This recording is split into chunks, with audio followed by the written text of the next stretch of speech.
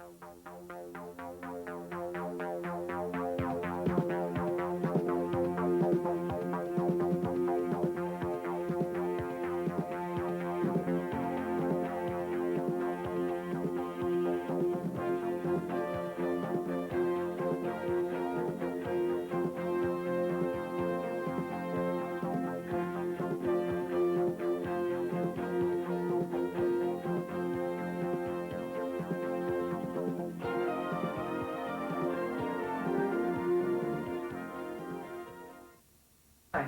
I'm Matthew Kett, and we're here to talk with some people who attended school in West Bend during the 1930s.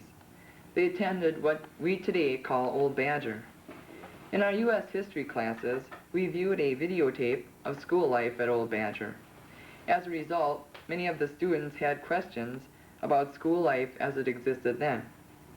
I'd like to introduce now my fellow panelists. To my left, Kim Eberzetzig, and to my right, Eric Zerfus. Now let's have the former students introduce themselves and tell us when they attended high school. My name is Merlin Geidel. I was in the class of 1937. My name is Paul Guth, and I was the class of 37. Bob Kister, class of 37. Henry Renard, class of 37. Stephen O'Mara, class of 1935. And Art Roots, class of 1937. For our first question, this is an open question. What type of sports did you have back then? Well, we had our football, basics, basketball, good track team, which we've got a former member of here. And they had baseball. Baseball was That's right. put in 1934, I believe. D.E. McLean, who was a principal, is the one that sort of pushed that through the Little 10. And we had those were the sports. Yeah, we had tennis, golf. That's right. Intramurals, we had a lot of intramural sports. I don't think they have that now anymore. I'm not sure of that. Were any of you particularly good at sports? I think Steve was the only sportsman we have. I was in the intramurals. I carried a tuba. Yeah. And I was in music also.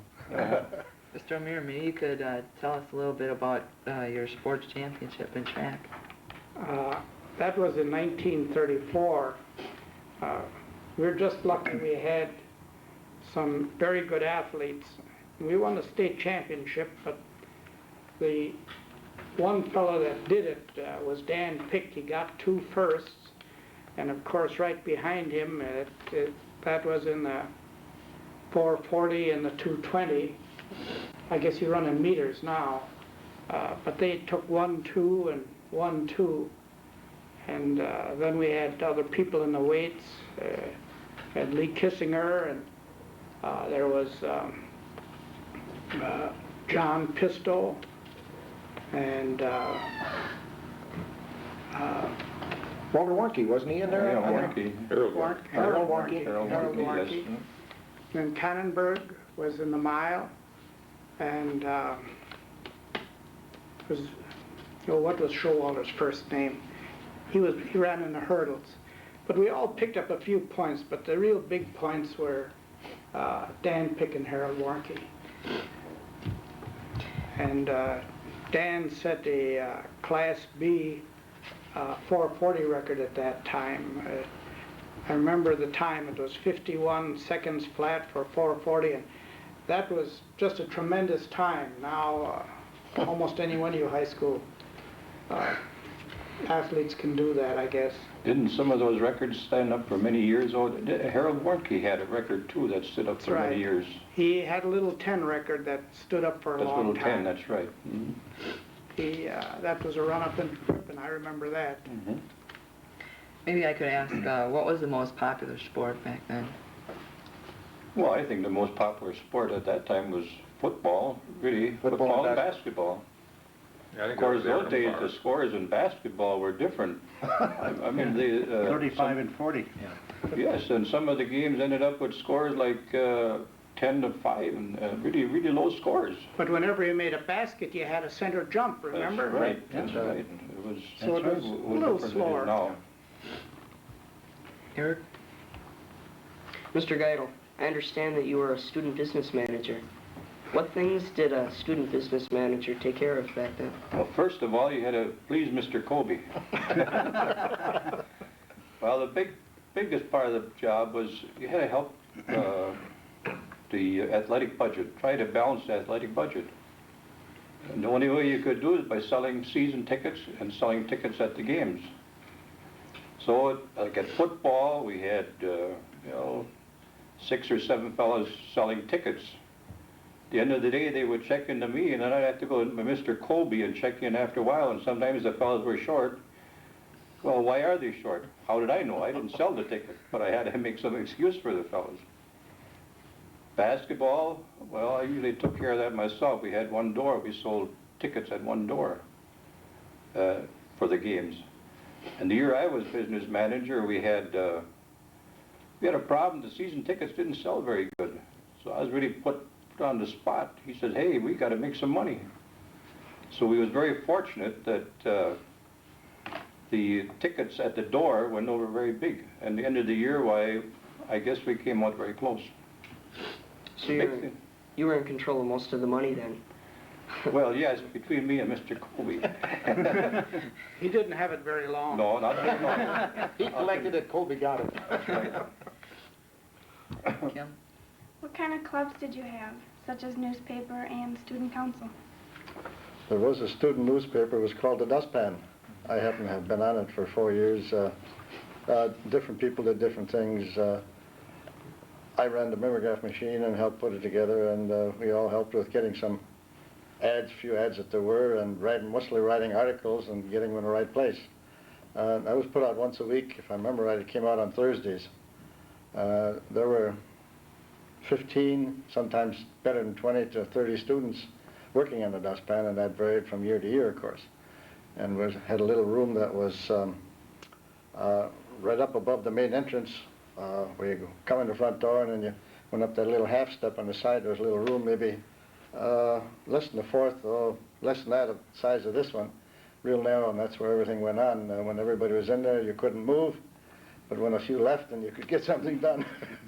It got to be pretty dusty at times, too, didn't it? Oh, yeah. Well, Judge Stoltz's wife was called Dusty, and she had a little corner in the dustpan, and that was where all the dirt was supposed to be. But she was very polite about it. Was there a physical education course taught at the high school? Yes. Every year, I think we had if I remember correctly, I think we got a quarter of a credit for a year not to apply against graduation, though. But it was mandatory to graduate. Yeah. You had to have a credit in that course. The fourth year, you could eliminate it if you wished. That's right. Oh, you could slough off a little bit. I mean, goof off a little bit, you know. Was it co-ed, or by that? Oh, I think we often wished for it, but we never got it. Yes. That's the day's age. We weren't fortunate enough to benefit from that. You mean by co-ed, you mean were there any girls in sports? Is that what you're saying? No, I'm saying were there Together. mixed classes? Together. Mixed classes? No, definitely not. Absolutely not. This is Well, there an were open mixed question. classes, but not mixed classes in sports. In sports or Phi Ed. Right. Okay, this is an open question. Was there a hot lunch program, and did most people take it, or did they usually bring a bag lunch? As I remember, I don't ever remember having a hot lunch at high school. Never. Yes, they had a Sure. cafeteria. Oh, they did? Oh, yeah, Well, the cafeteria on the first see floor. there. We, in our cafeteria, we got the leftovers from the home economics class, you know, what they goofed up or they didn't want to eat. They served in the cafeteria for a mere pittance of what you're paying now, I'm sure.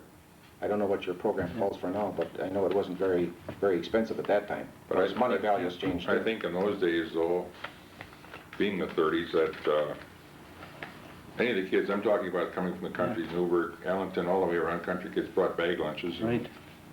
And then They we, usually ate those down in these, well, I think there's a room back of us here now. It used to be the gym rooms, were the lunch rooms. Right. One for the boys, one for the girls.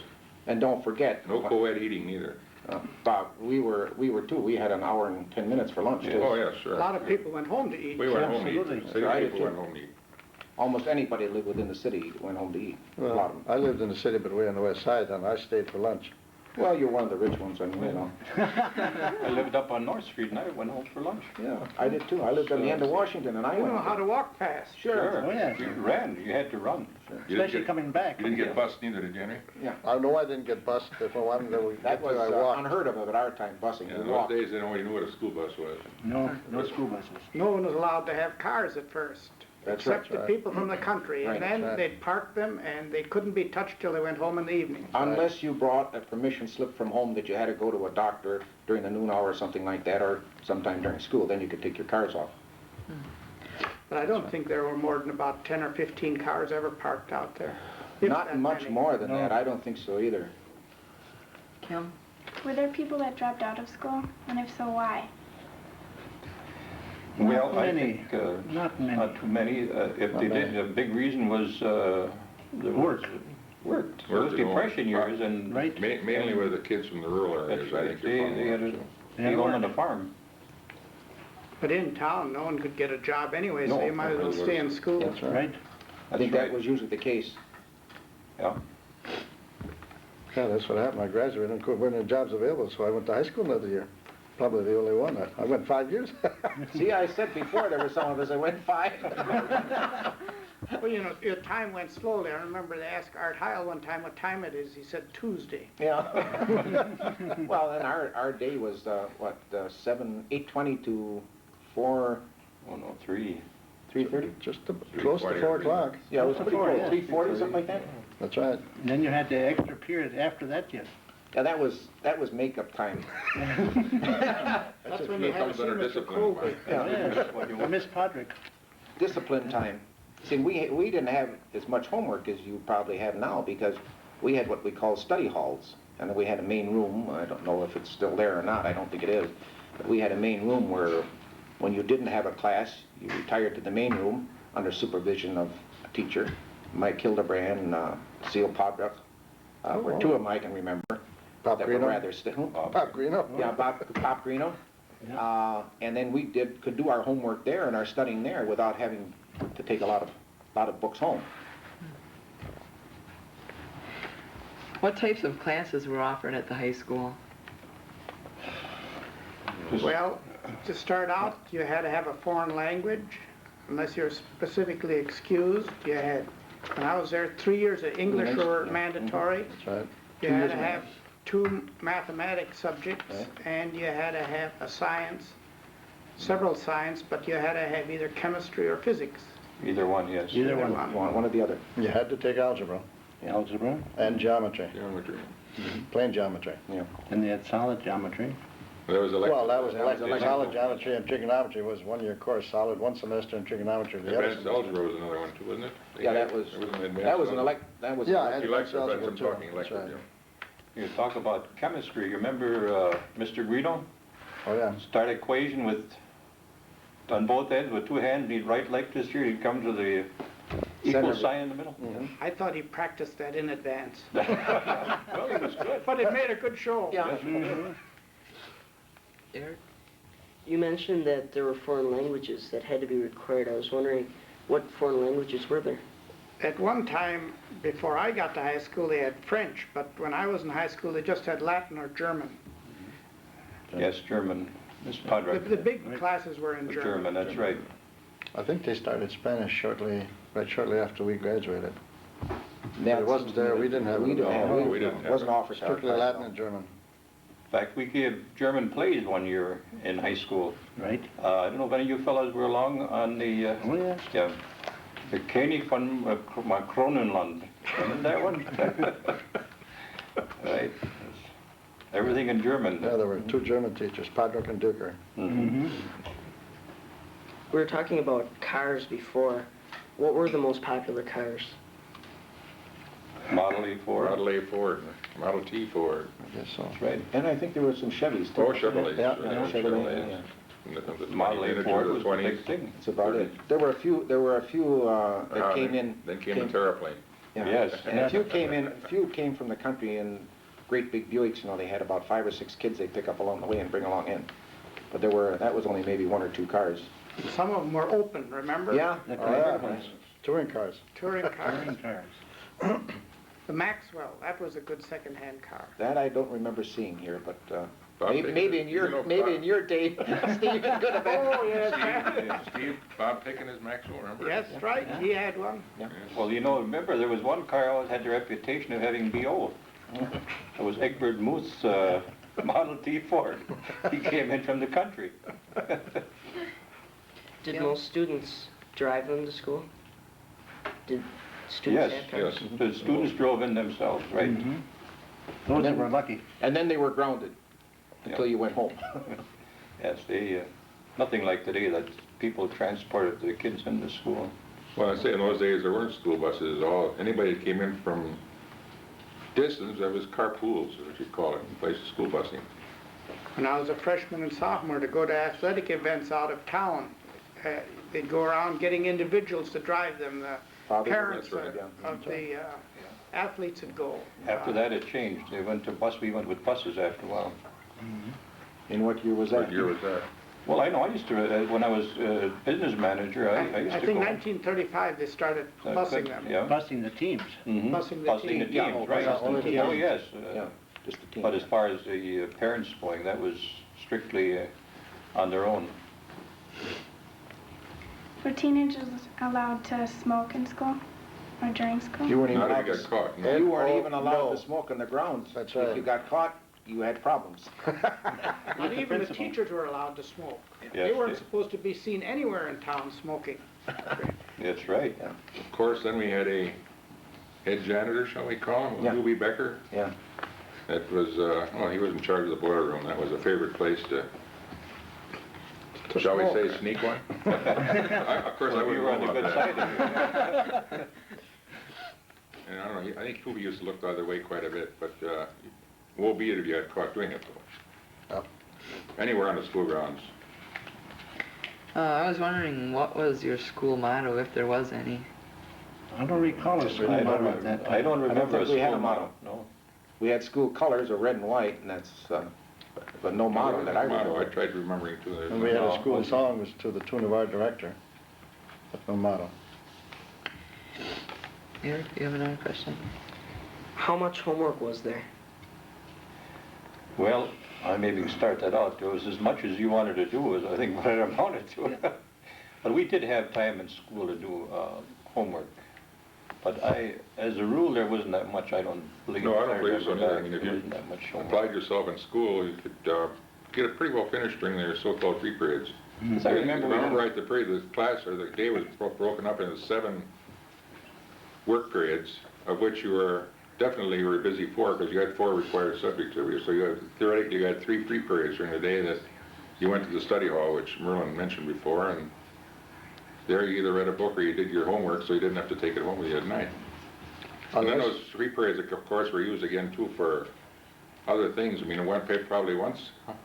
We had physical ed once or twice a week. Twice a week. Twice. All right, 2 of those 3 periods a week were for physical ed, and the other ones were, well, myself, I mean, due to circumstances at home, I was not for sports, I went for band.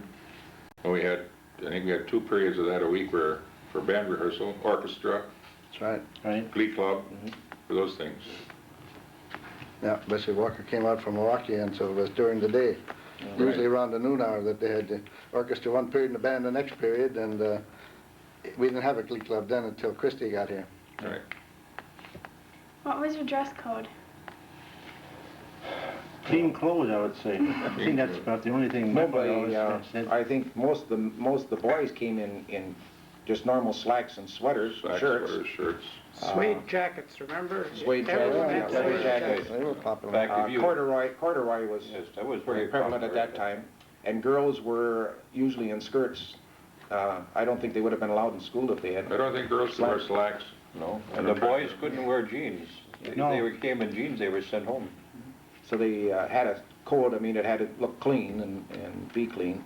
And I think most of us wouldn't have ever thought of coming to school dressed in jeans and t-shirts or sweatshirts like they do now. And short hair. And short hair. Or no hair. All had hair then. What types of music were popular? Let's Well, call it big band music. That was your big band day. Big yeah, band, that was Glenn the Miller, type of Kate music. Kaiser, Dorsey's, Ink Spots, who else? Come on there, guys. Stuff. Glenn Miller? Oh, you're talking out of my Glenn league. Miller. Yeah. We had a dance band at West Bend High School. That's right, it was a West band. Bend. So whatever High music you school associate with Kate those. Kaiser. And it's music college or musical lodge? And what was the #1 song back then? Oh, boy. Well, let's see, I played in the dance band, so one was Deep Purple. Tommy Dorsey's theme song was very popular, forget the title of it now. Song of India. Those are all big name, or tunes that big name bands played. Trying to think of another one. Red Sails in the Sunset. Then you had to have Blue Hawaii in there someplace. That was in there too, yeah, that's right, because of the movie that Bob Hope made. And I'm trying to think of some of the other ones that were real popular at that time that we played every Pink dance. Elephants? No, not Pink Elephants. Goofus? Goofus was popular, yeah. Melancholy Rose. Those are all Pennies dance from songs. Heaven. Pennies from Heaven. Yeah. Trying to think of one particular that was very popular. Roll Out Can't the think of Barrel? name. Well, Roll Out the Barrel started too at Polka, that time. there. How much discipline was there in classes? And if homework wasn't done, was there any punishment? That's Well- what the 8th hour in the day was used for. That's right. Punishment. 8th hour was punishment hour for, It could last, you could, depending upon the teacher, you could get 4 nights of 8 hours or 5 nights or maybe 2 weeks, depending upon the teacher. If all depending upon how they felt. If they felt rather, what would you say, congenial, they might say, well, it'll only be 2 nights. But then again, if they had a bad day, it could be 5. and it depended how bad a repeater you were. Yeah, that's true too. Well, you could end up by Mr. Colby too, you know. Yeah. He, Oh, yeah, those that real was, bad ones ended up by him, and I mean. For goofing off and coming to school later. Yes, he was great. If you insisted on not doing the homework at all for a long enough time, of course, you could end up with a flunk at the end of the year too, at the end of the semester, so. But didn't you always feel there was a lot of discipline in the classes? Yes. Nobody Oh, yeah. could Oh, yeah. show up. Oh, yeah. I think more so now than yes. what you seem to hear from the kids today, or from their outward actions anyway, from the kids today. I think in the long run, I think one of the things that helped us was the fact that I think we had more consideration for people in general, or at least the older people. You just didn't do certain things that kids do today. I don't know what that comes from or why it comes that way, but we had more respect for our elders, would you say? Would that be it? Well, you mentioned the main room before there where when you didn't have a class, there was teacher monitoring and you didn't talk there and didn't make any noise. If you did, you had problems with. Marilyn said you might be seeing Mr. Colby. That's Well, I think the biggest disciplinarian we had was Mr. Hildebrand. Yeah. We've all had him in class at one time or another. Iron Mike, you mean? Is that right? Throwing through the erasers. I remember one day one girl was sort of watching out of the window and wasn't paying attention. This is in winter now, mind you. So somebody staying next to her had to raise the window up. She had to put her head out, and he pulled that down, and she stood there the rest of the class that way in winter. Or he threw an eraser. They had one of the monitors, and what the monitor must have been in that main room must have been taking care of, what, 100 kids maybe? Oh, yeah, they held more than Yes. 100. Well, don't you remember in the morning they used to take roll? You're all supposed to be in your seat, and then Right. there was, what do they call them, a proctor or something like that, monitor. went down each row Yeah, and would check the people that weren't there and hand the slips in. that's right. And then even at that time too, I mean, you kept your books, a lot of your books you could keep right in your desk that you were assigned. And very, very seldom that you heard of any problem of losing any property. Right. At least I didn't hear that much of it. I mean, there was occasional problems that you had. Nobody swiped notes. Somebody leave a pen laying, and I think inadvertently they took it along and didn't realize where they got it. But In the main room, I think there were 15 or 16 rows, and the longest ones were 28 seats. Yeah. The 3 on each side were shorter. There were about 22 seats. I had row 15, seat 15. I remember Row that. 6, seat 23. Attaboy. For 4 years, you can't forget it. That's right. First year, I was in the first seat, right in front, was the 7th or 8th row, right in That's where front. they'll put all the bad ones. And after that, the next 3 years, I was a monitor, way at the other end, way I in the believe when you back. talk about discipline, if you got to be noted for, shall I say, goofing off, suddenly you found yourself with one of those front row seats. That's right. That's right. Right under the eagle eye of the desk that was up on the stage. What was the most popular event or the in thing in school? The in thing. Well, I know the two popular events that I can think of, it was the prom every year that they had, Yeah. which was a junior prom. The junior class had to put on a prom every year. And, Senior class play. and the senior Senior class class. play, I think, Yeah. was about the two big things that they had. We didn't have these social events that you have in school now. Didn't even have a place for them. I mean, because the basketball players complained about it if we went on their nice floor, you know, then they couldn't play basketball because it was all scratched up and, you know, stuff like that. So we were limited really to two big things in a year. I think that's about it. Steve, I don't know, that's about it, Well, wasn't it? that was about it. Or the other thing, it'd be a football game or a basketball game. Well, on sports. We used to- Homecoming was a big Yeah, event. really, very big parade. That was a big schlacht, you might say. That's right. Big parade, big Well, bonfire. first I have to remember, we kids didn't have the money to spend in those years that, You know, didn't. that the kids nowadays have. It really is a big difference. Well, in 1933, they almost dispensed with putting out a bend. Things were so tight at that time. And covers were soft covers and very thin if you look at some of those old ones. That's right.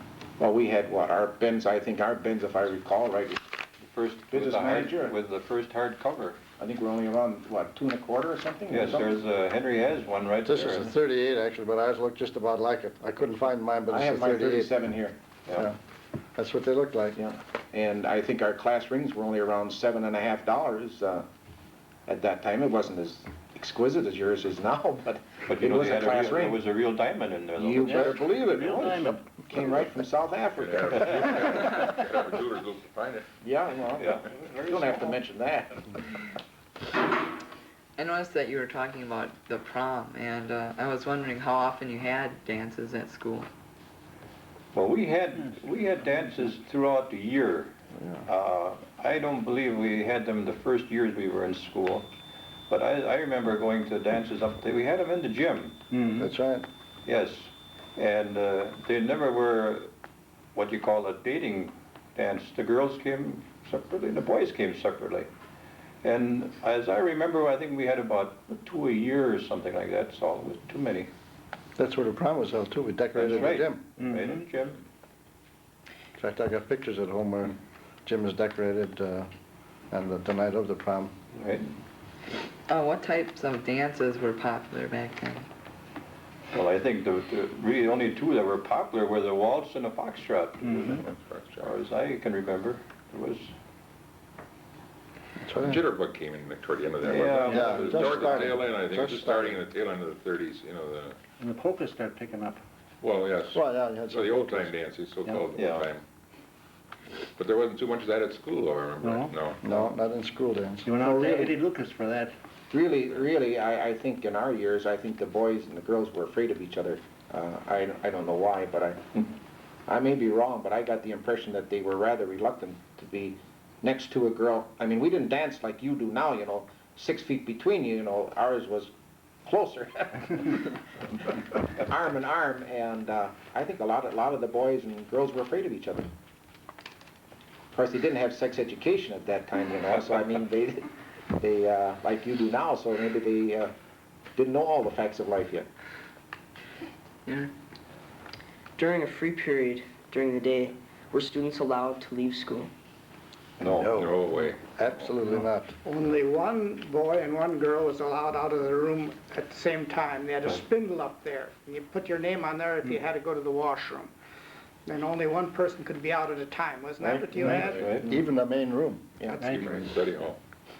No, you couldn't leave it at all unless you had an excuse because you had to go see a doctor or something like that, and that had to come through your parents and that way because you had to go Right, someplace then with you them went or to be the gone main for. office first and got for a a funeral. permit from the secretary in there and That's right.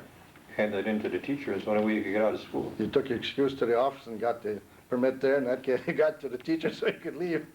Right. And if you got to school late, you went to the office and got a permit to get in the class. That's right. What clothes were most popular? Clothes? Clothes, sweaters. I Sweaters think for the them. boys were sweaters I and think shirts so. and slacks, Shirts. and girls wore Dresses. either dresses or skirts and blouses, shall we say that. Were there any special hairstyles? The boys all had more hair than I have now, I know that. They were all, Him too. they were all short. The boys all wore their hair short. The girls wore their hairs long, didn't they? They have them down to the Pretty shoulder much the line? girls are long, yeah. If you look at these pictures here, you'll And see most dresses of them are long down, hair. down, the hemline was below the knee. Oh, yes, almost at the ankle, if I remember right. They were down very low. A lot of fellows had crew cuts. They had started at that time, crew cut haircuts. I carried mine through to my age right now.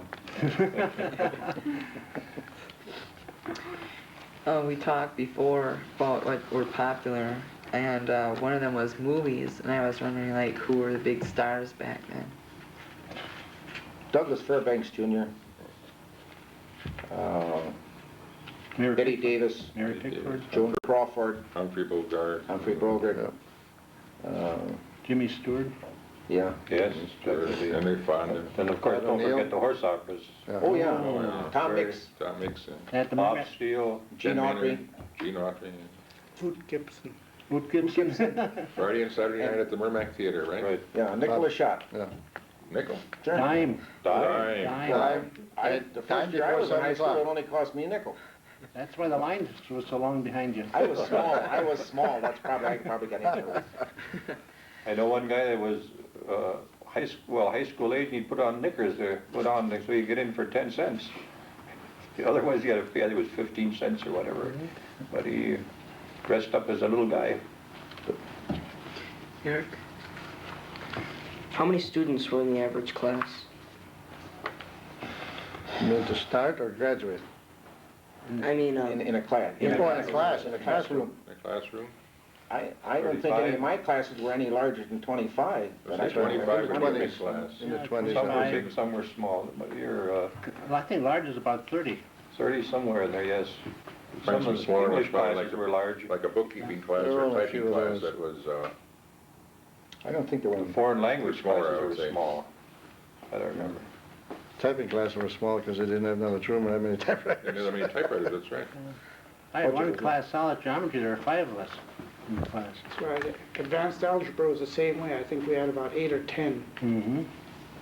Depending upon the classes, but normally we didn't have a very large class, but I think, I don't know, I maybe shouldn't even say this, but I think that in our particular time when we went to school, our teachers were more dedicated to teaching individuals than they are now. I don't know, that may be a misstatement, but that's my feeling right now. I know that I seen that the teachers I had, the instructors that I had, seemed to take more interest in you as an individual rather than just trying to throw out a bunch of stuff to 20 in a class or 25. I made a lot of trips to some teacher's office after school to get the extra help which they demanded I ought to have. I can remember that from, well, like physics class, if you had trouble with a shop experiment, you could go in after class and you get caught up or something, and, well, Kobe was there to help you too.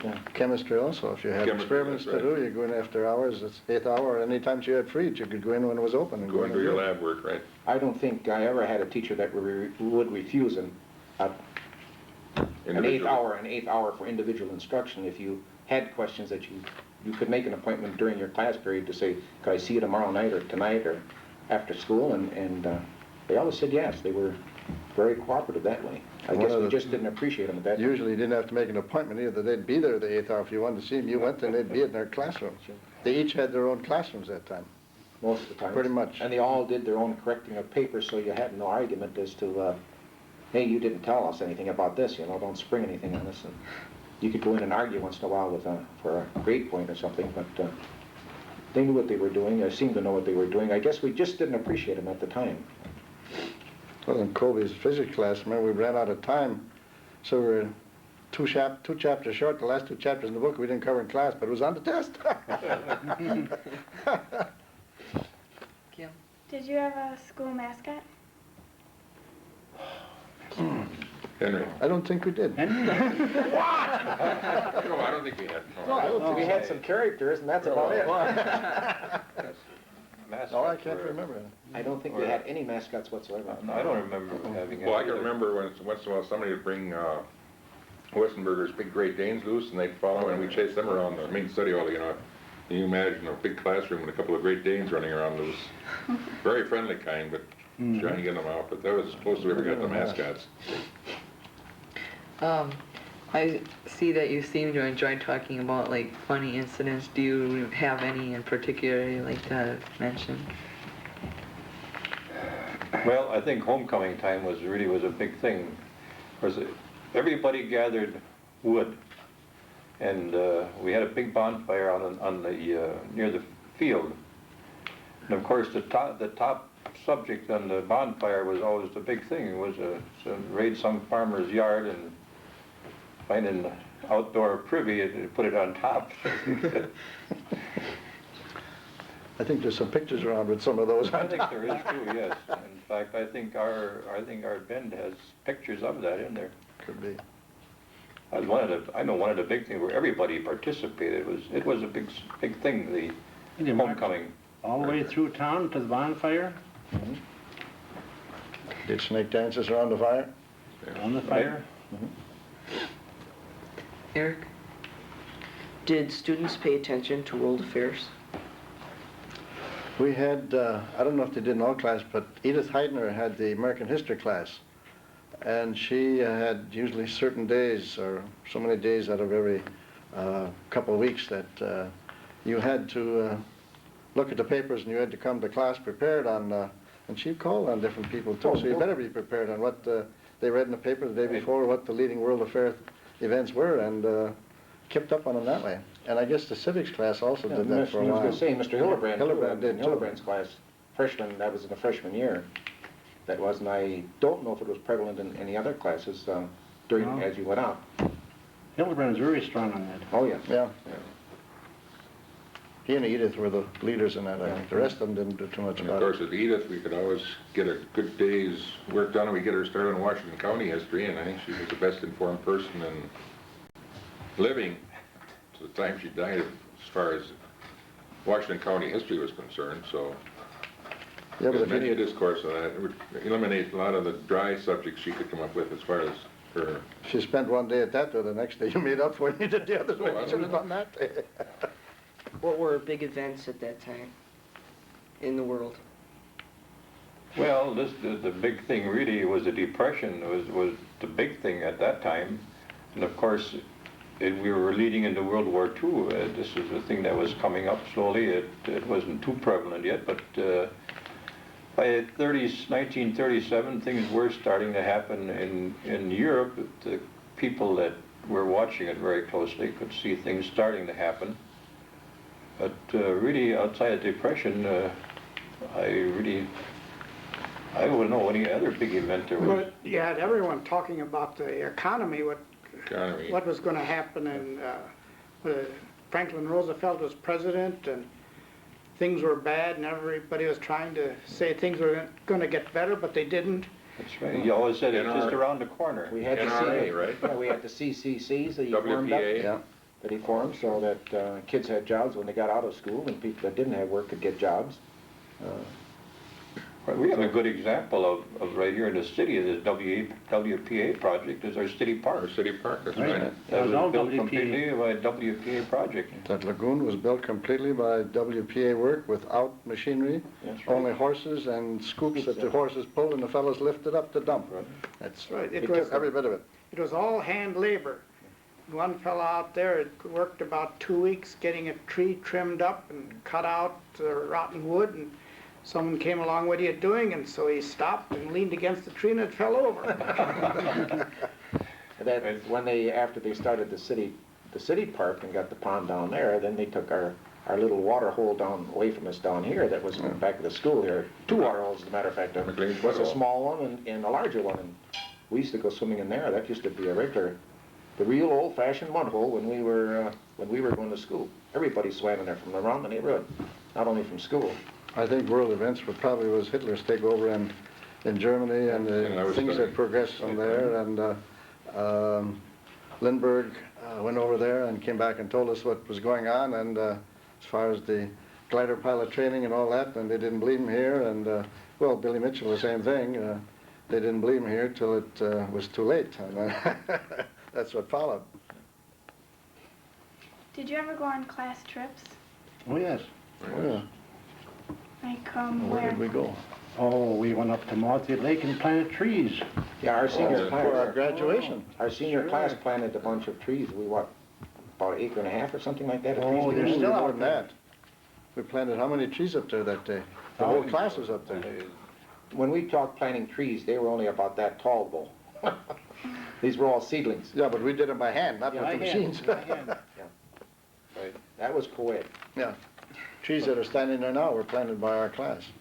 Well, not all of them, but. No, I mean, Oh, sure. a lot of others too. A few acres out there, I think. Yeah. I remember one trip going to the Milwaukee Museum. That's right. Gee, you were Milwaukee lucky. Museum. how'd you get there? By bus, I think, as Cars. far as I No, remember. Parents, cards. Cars. Well, no, I'm just talking like we were a band, and we never had if the football team went to Mabel, for instance, to play a game and the band was going, well, up to the band members to find their own That's right. transportation. Different parents drove a bunch of kids, and next time somebody else's parents Or will Can take you them. imagine? music, or music festival time, you always had the Tri-City Music How Festival. did you ever get your tuba over there? Who had a car big enough? I rode on the outside. Oh, On a running board. Yeah, they had running boards Running there. boards, sure. yeah. Eric? I'm out of questions. And you, Ken? Were there cheerleaders? Oh, yes. Oh, yes, Yes, definitely.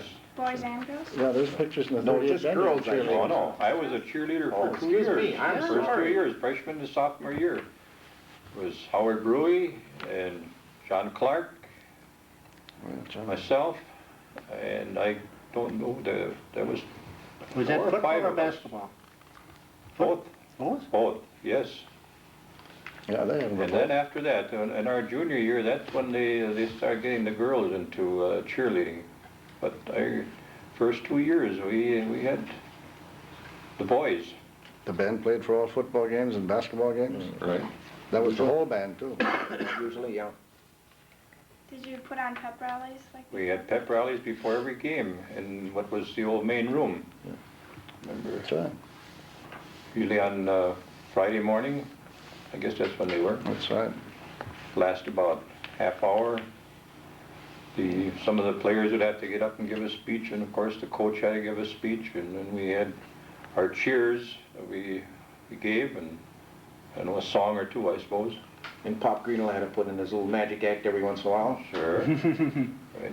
Most of the games were on Saturday afternoon. That's right. Yeah. They didn't have lights. They were That's right. just getting lights around the little tent at that time. That's right. And they played them during the day, otherwise you didn't play. Was there an alcoholic problem at all during that time? There was none. It was not.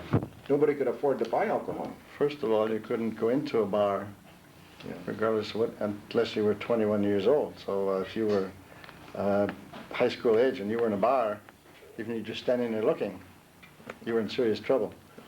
Well, I think another problem was we just didn't have the money to spend. That's right, that was to the go other in the part of bars. That was, I think, the biggest deterrent. And I think the other thing, we were afraid of our parents. A lot of our parents, I know, that have found out we would have been in a bar or something, why the circumstances surrounding your position at home would have changed drastically.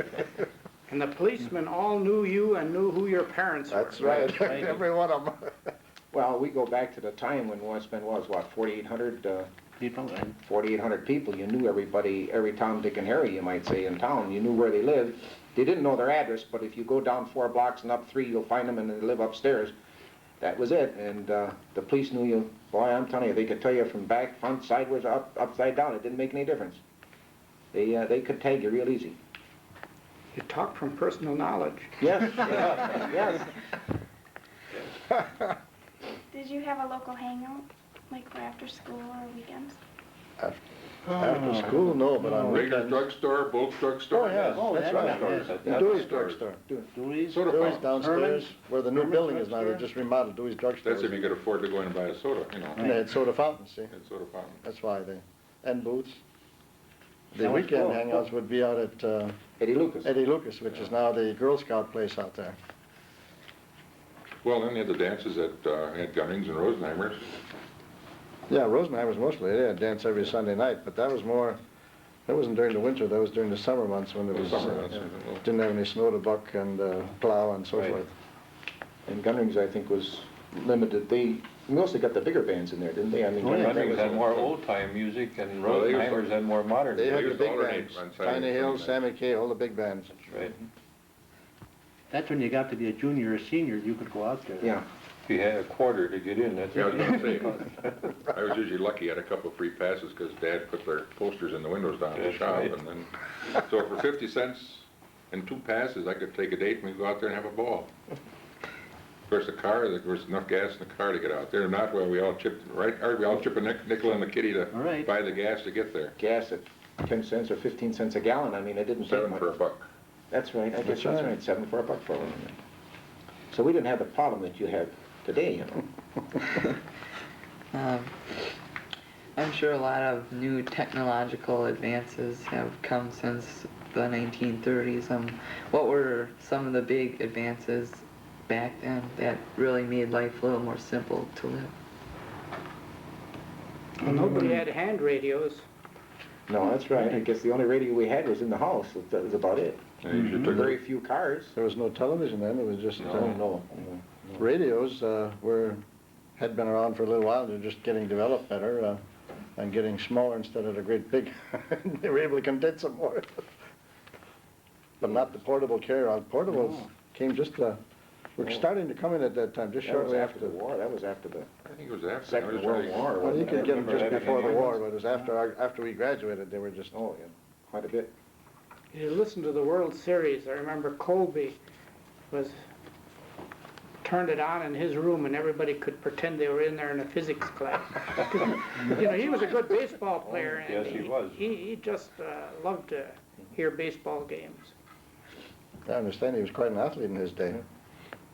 He was, this is off the subject a little bit, but he was a scout leader at that time too, and I belonged to the same troop.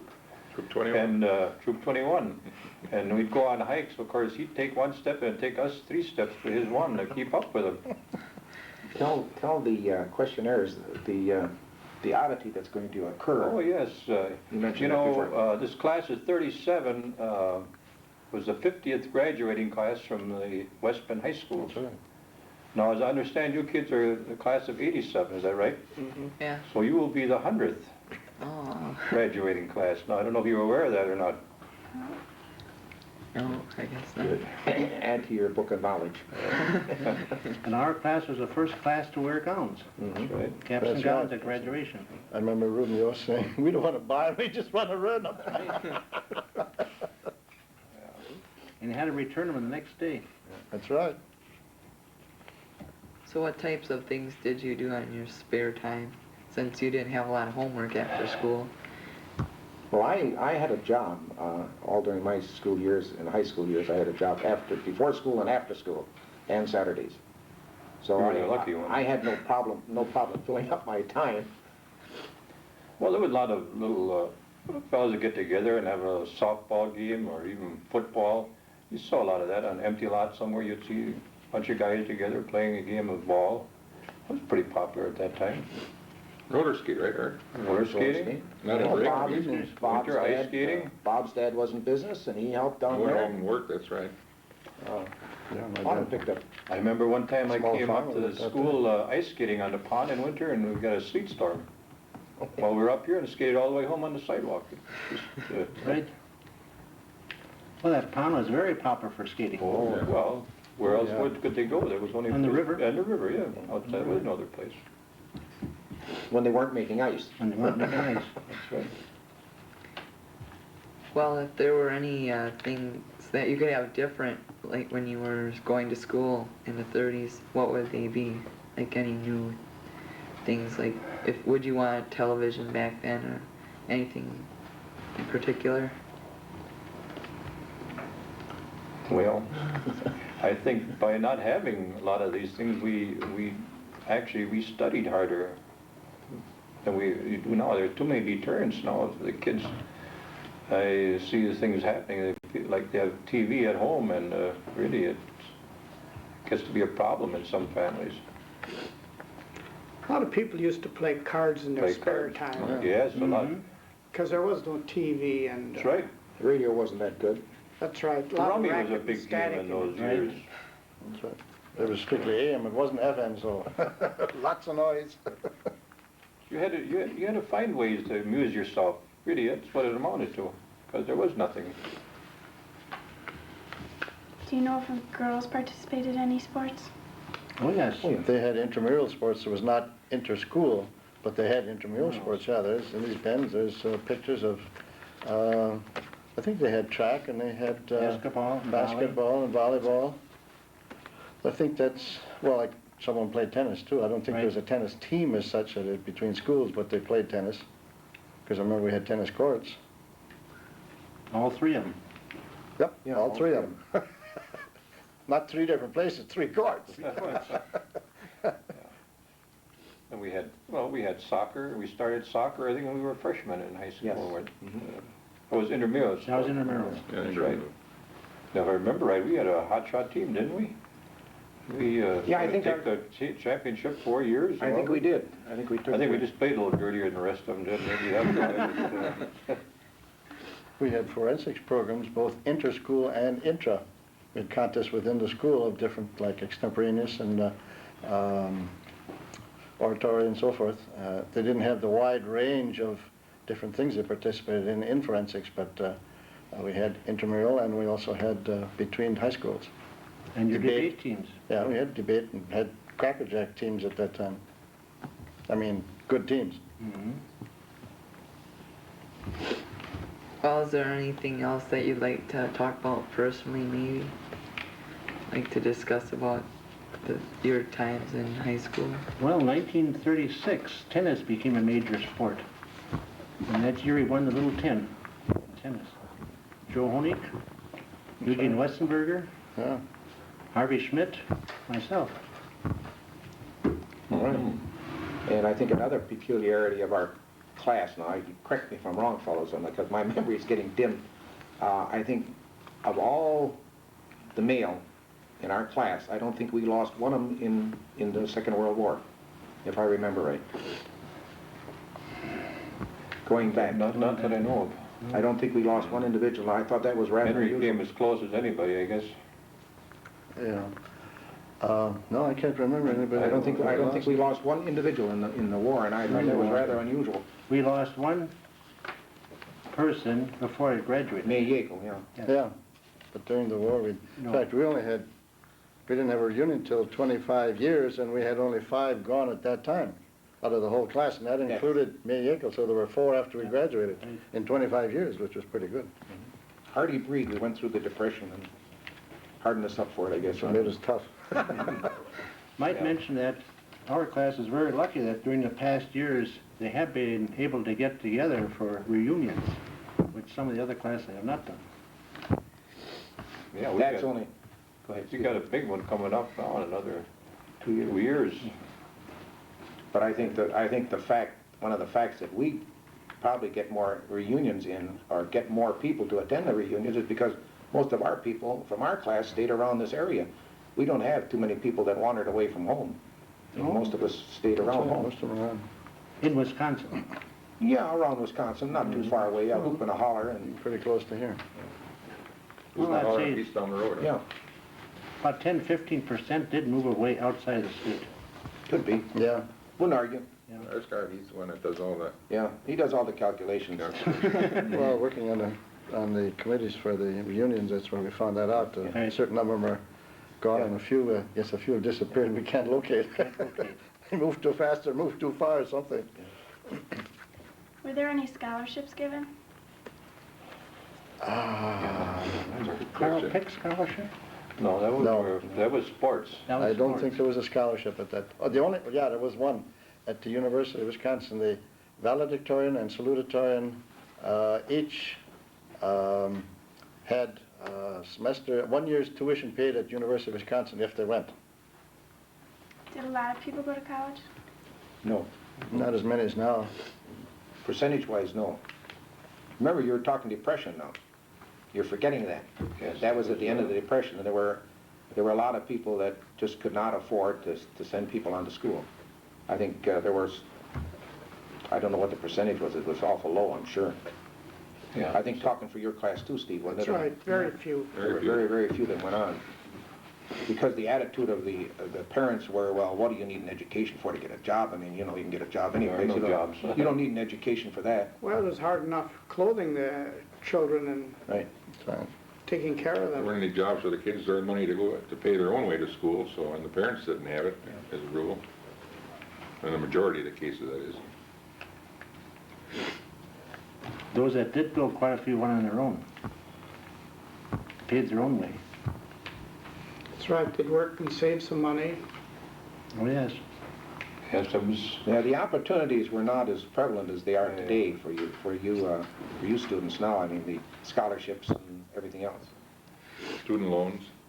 Yeah, There was a thing as a student loan in we those didn't days. have those. I know, I went on 1 year. I went to school of engineering in Milwaukee, and at that time, the tuition was $375 for 1 year. And I'll tell you that I worked that summer and I saved quite a bit of money, but that was a lot of money. Well, you had a lot of people that were getting 28 cents an hour, 30 cents an hour. That was in regular industry. That's right. That was pretty good. Yes. Well, we're happy that you could join us tonight, and we thank you for sharing your memories with us. I'm sure that we've gained a lot from learning about the 1930s and the era around that time. And for Eric and Kim, I'd like to say thank you again, and we're really happy to have you with us. I think we all enjoyed it. I think we did Very too. nice.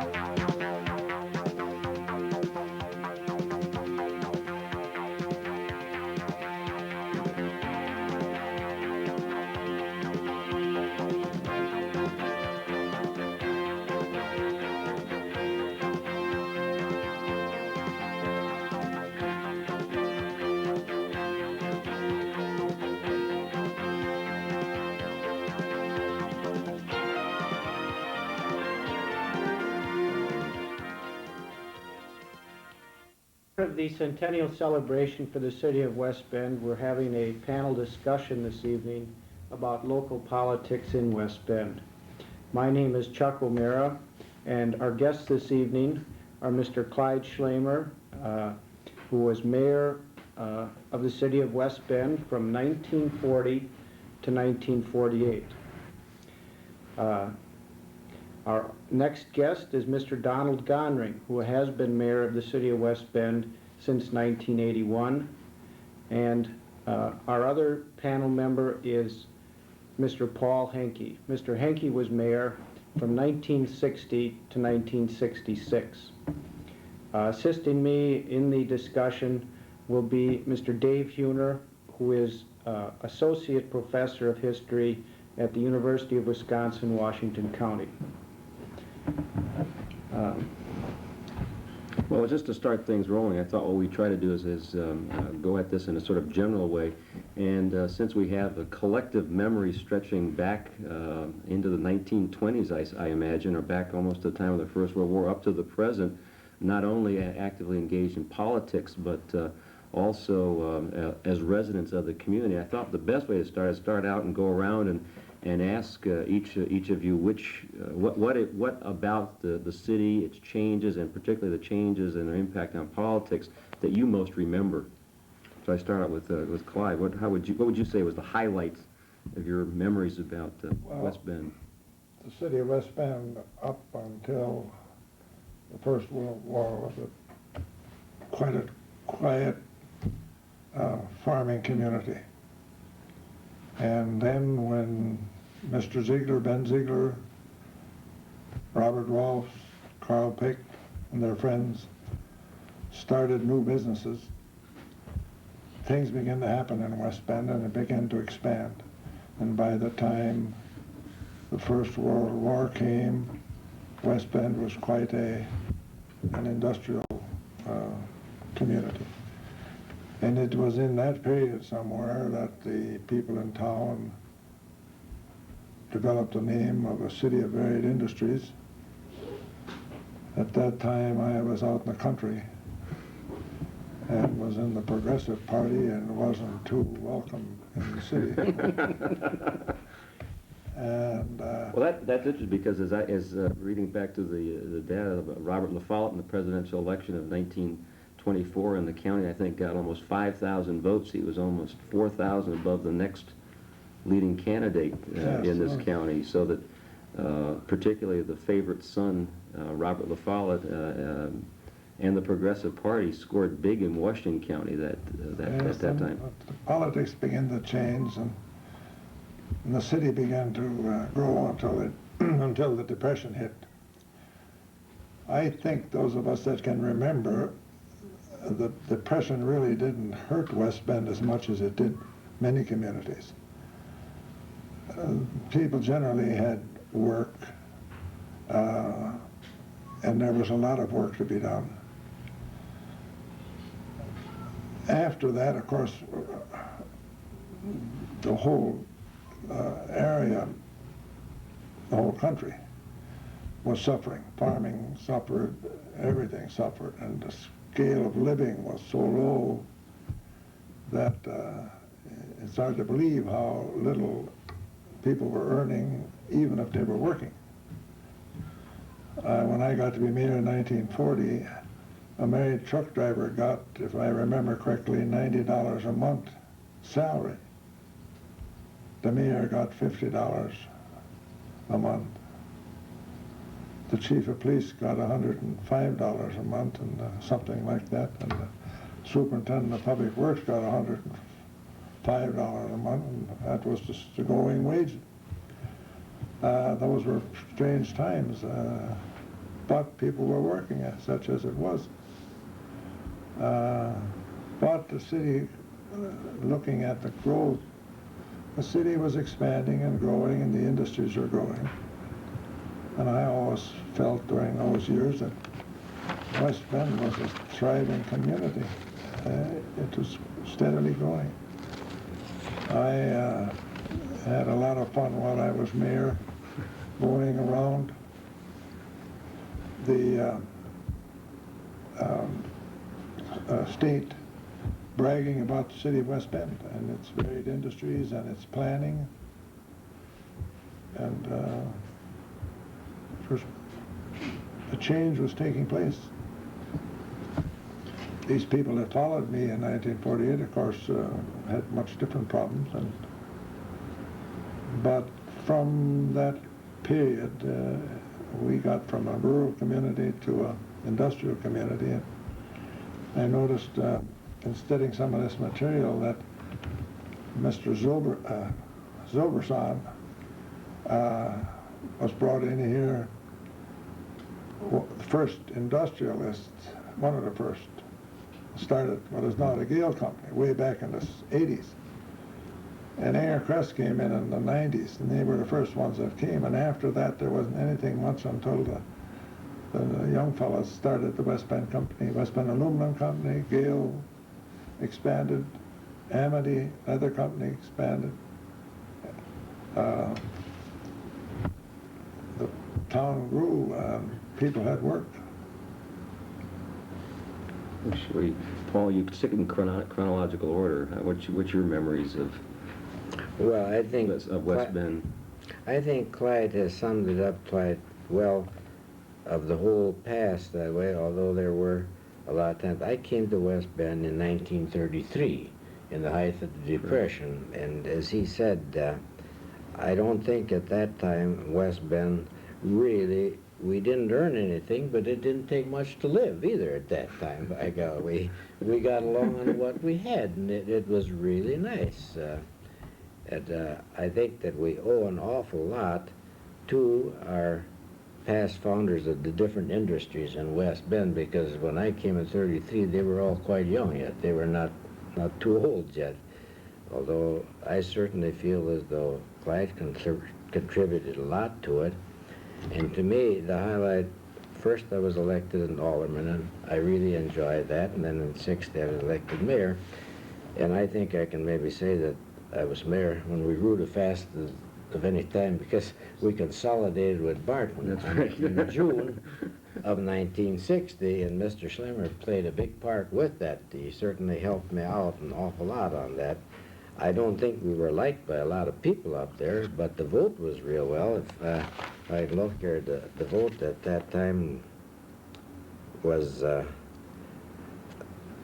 1,147 yes and 617 no, because some of the old diehards up there, I think they still think, if they were still living, they'd still say it was Barton, but there isn't too many of them left anymore up there. That was really, to me, when we were able to convince them to come along, although there was reasons why they came, and they had no sewer of their own, they had no water of their own. We had to service them, and half of it was going into the Milwaukee River, and it was, like Mr. Slaver said, the problems were quite different. We were growing, and we had to have some help, and it really came, too. I certainly enjoyed it all the while I was in, too, although right now I don't know whether I'd want it or not with all the troubles you've got right now, Don. What about while you were alderman? What do you remember from those days most?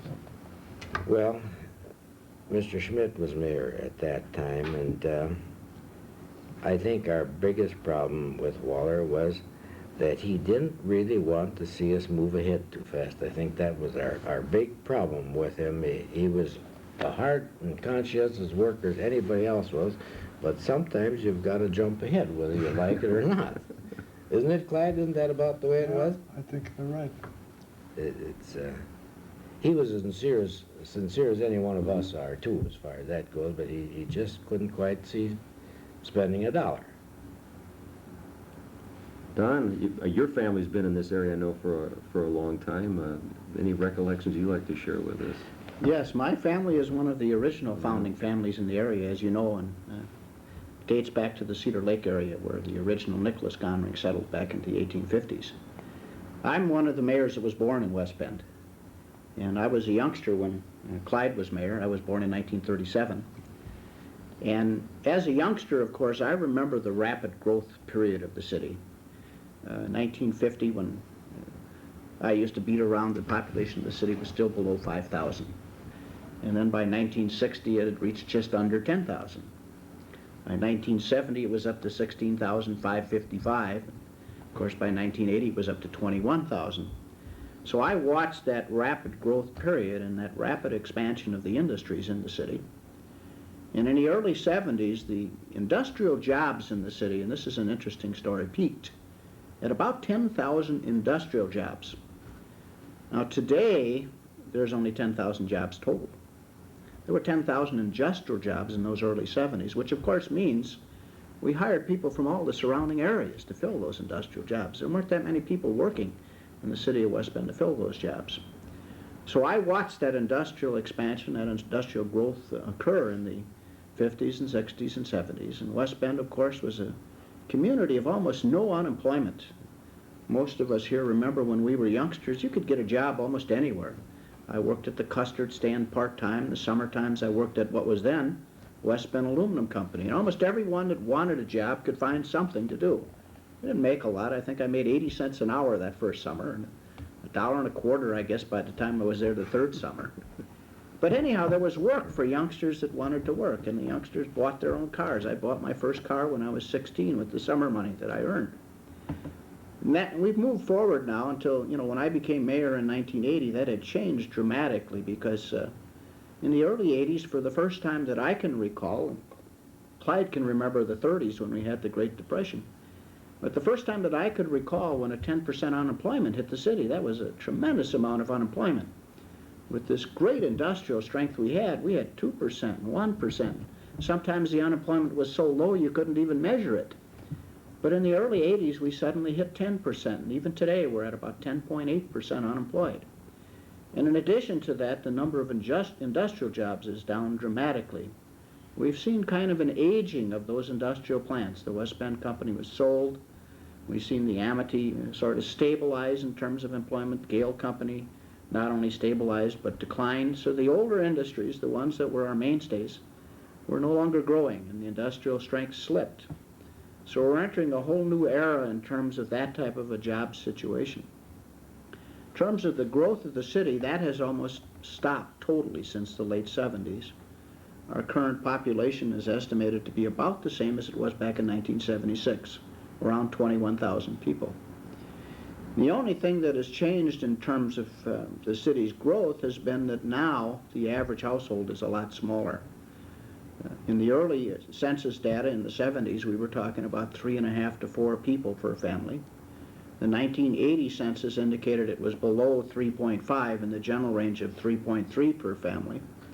Today we're talking about approaching 2.5 people per family.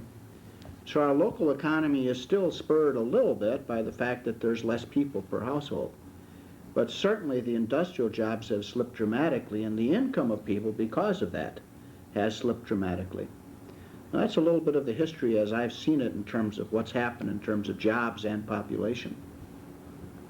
Well, we can move from that now, and that's a good general overview, and I think with a lot of things we can talk about within that context. Maybe turn a little more personal and ask each of you who maybe your favorite character in local politics was, or who do you remember most in local politics, as we want to focus on that. Who was it that you either enjoyed to watch the most, because politics can be a spectator sport, or who was it that you thought had the most influence either on your development in dealing with city problems? And why don't we start with that? Who's your favorite Well, favorite I think character? without any doubt, in those days, in the 30s and 40s, B.C. Ziegler was the big man in West Bend. The things he had done and the people that he had gathered together. Next to him were the Bob Rolfs and his sons. He's got 3 sons at that time were active.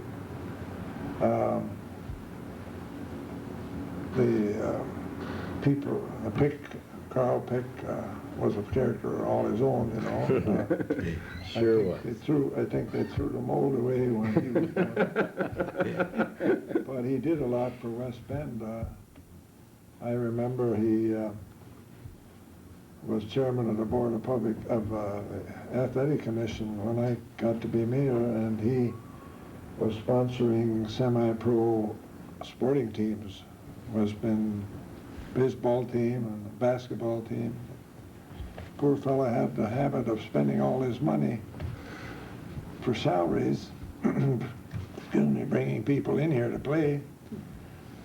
Some of them afterwards got to be university stars and under false names, you know. But anyway, the poor fella, when I got to be mayor, he was standing at the gate waiting for the tax roll to come in for this year so he could pay last year's bills. There was no money for the kids program. So I remember issuing an order that don't work. Well, poor Carl wrote me a letter. First paragraph, about 2 lines, were cuss words, you know, on a typewriter. So I answered him with a letter with the first paragraph that had about 4 lines of cuss words. Which is the only reply he could understand. But he was quite a fellow, and I remember distinctly what a thrill it was for kids in West Bend when he announced that the Milwaukee Chiefs football team was going to come out of Milwaukee and use the West Bend Park for their training grounds. And that was quite a thing for that year. When was that? Man, I can't tell you exactly. That was probably in the 40s, 42nd. Yeah. I don't have the date. But it was a one, they folded up after the first year, but that first year, it was quite a thing. Didn't have anything to do with their training in West Bend, did it? No, I guess not. Although they might have with, under Carl's supervision. But anyway, he was a great sports person and did a lot, you know, and no question. So people like that, you had to admire. They did a lot for the city. And many of them didn't ask much in return, you know. I think that probably earlier there were some people that had more impact, but while I was around, I always felt that that men like that really were the kind that kept West Bend going, you know. Well, you were alive when the real molders of this community as an industrial community were still very much present in the community, very much important figures in the community. I wasn't active. You see, I was born just before they started the West Bend Company, but I could see it develop. We lived out in the country, but I didn't pay much attention to it until I got here in town. But I knew what was happening, and it didn't take me long after I got to be mayor to find out who was running the town. Who was running the town? Yeah, who was running the town. You're implying it wasn't the mayor, so who was? Well, no, they were, you had to work with them, and we got along. I mean the business leaders of the community. I was telling Chuck the other day when we were talking, Mr. Ziegler worked hard to make sure I wouldn't get elected. People in his office and in the shop would tell me about how hard he worked and how orders he gave. You got to get out and vote so this radical don't get elected. He'll ruin the city. So when it was over, I won, and the poor guy didn't do a very good job, you know. So here I sat, and I called him, and I said, Mr. Ziegler, can I come over and talk to you for a half hour or so about the city of West Bend? And he said, sure, come over. So I went over. I said something like, Mr. Ziegler, you didn't want me to get this job, but it's your fault. If you'd have worked harder.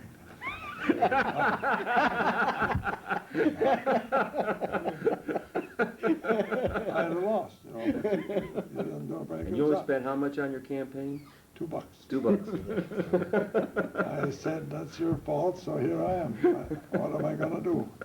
Before we left the meeting, he agreed to appoint a committee of 3 accountants for me. One of his, Walter Malzahn, one from Gales, Henry Arnfield, and one from Amity, Norman Jussel, with the instructions, go over and help Schlemer reorganize City Hall and see that it runs right, business way. And from then on, he was my strongest supporter. So it only took half our talk to make him from my strongest opponent to my best supporter. Paul, who do you remember as the greatest characters in West Bend politics? Well, I think Clyde is pretty well, because my time goes back a long ways too, until 1933. I think we're the old timers are all right that way. Although I think it was, I always did like politics, and I was on the council, and a lot of people weren't happy with the way things were going, and out of a blue sky one night they said, "We're going to run you for mayor." I said, "Well, I haven't got a chance in heck of doing that." "No, we will." And just opposite of Clyde, Dougie Ziegler was on the council with me, and he was a real help in getting my campaign and everything. And I think as far as up and down Main Street, they took the petitions around to get signed. Well, we got them all signed, I guess, in 1 or 2 days, that way. I really had the help of everybody downtown. Of course, I was in the barber shop down there, I knew them all, and I really had a lot of cooperation. And Doug, to me, is, if you know him at all, he's a very strong-minded fellow. You've got to know how to get along with him there. Well, but he'll do anything to help you if he figures you're right, too, that way. Now, to me, and I think Mr. Schlemer here was another one that was in back of me as strong as anybody could have been, and I couldn't ask for 2 better men to help coordinate things, and that we get they formed the committees for me and everything else. I didn't have to do a darn thing to get the thing going first, and well, I won that election, quite a little. I don't recall what it was, but it was quite a margin on that one. But 2 years later, Mr. Schmidt ran against me, and that's when we had a real battle on our hands. And we ended up, just to show you how close it was, the vote that year was I had 1,393, and Mr. Schmidt had 1,390. Well, first they asked for a recount, and I had Mr. Schlemer here as my attorney representing me. 3-vote margin. That's 3-vote margin. Landslide. It really was. But then we had the recount first, and we came out all right on that. I don't just remember it was the same thing or not, but that's what it ended up anyway. But we did go through the court system from the top. We went from, I think it was in the county court here first, and then the circuit, and then we went to the state Supreme Court. We went all the way with the whole How long thing. did that take? Oh, well, I don't even remember Close to anymore. a year, I guess. Close to a year? It was, we had to go to Madison and everything. It was the first time I was ever before the Supreme Court. Paul, I would like to state here, because you mentioned Mr. Schmidt. We had this recount, and Bob Marth, Robert Marth, who was a relative of Walter Schmidt and his attorney, and he represented Schmidt and I represented Paul. And by a process of elimination, Bob and I could tell who voted it was down to the mail votes. Who voted for Schmidt and who voted for Henke. So the question then came, how were they voted properly? And I always said, and I was kidding Paul about this, we can say what we want about poor Walter Schmidt. All he had to do was coach his relatives how to answer questions, which he didn't do. Paul wouldn't have won, He let them go and tell exactly what happened, and what happened was they didn't vote right. But they could have just as well said, "We don't remember how it happened." If the Notary Republic was there, was he in the next room? And I don't think Paul could have won. But I always gave Walter and his wife credit for being absolutely 110% honest, win or lose. and he was always as nice to me after a while when it was over with yet. I mean, we never, you know, held any grudge. Sure, he would have liked one, but I was glad that I won instead that way. But Well, that's it's got to cer- be the closest margin of victory in well, I don't- West Bend mayoral politics. No, there was one that was settled by one vote, I thought. Was one or there? two. This was 2 votes. Oh, it had 2 votes. Once, when Mayor Shanar ran, I think he only won by Well, one that- or two also. I don't know, but remember that right now. You know? I don't know. Oh, wait a minute there now. No. Well, that, I don't have the tallies because you see, the first time Mayor Schmidt and I ran against each other, but it was a little further than 1 or 2 votes apart. We didn't have anything that there was any chance of a recount or anything at that time. When he defeated me when I lost in '66. Well, Don, what characters do you remember? I knew you were going to come to that. Well, we're giving everybody I a happened chance to on this. come into the political arena at a time when the aldermen decided we needed to change the whole form of city government. And we decided the clerk, strong mayor type of government, which we had had all those years, was no longer adequate. We were going to modernize and hire an administrator to run the city the way it should be run. At least those are the type of words I remember the other aldermen convincing me of when we decided to go ahead and hire an administrator in late 1976. And I say that because at that time I was only on the council about 6 months and I was really kind of learning my way. But we went out and we hired a city administrator, decided that he was going to modernize and streamline city government and really run it the way it should be. At the same time, Mayor Shanar, who was in his 5th term at that time, had a stroke and was quite ill and was missing quite a bit from city government.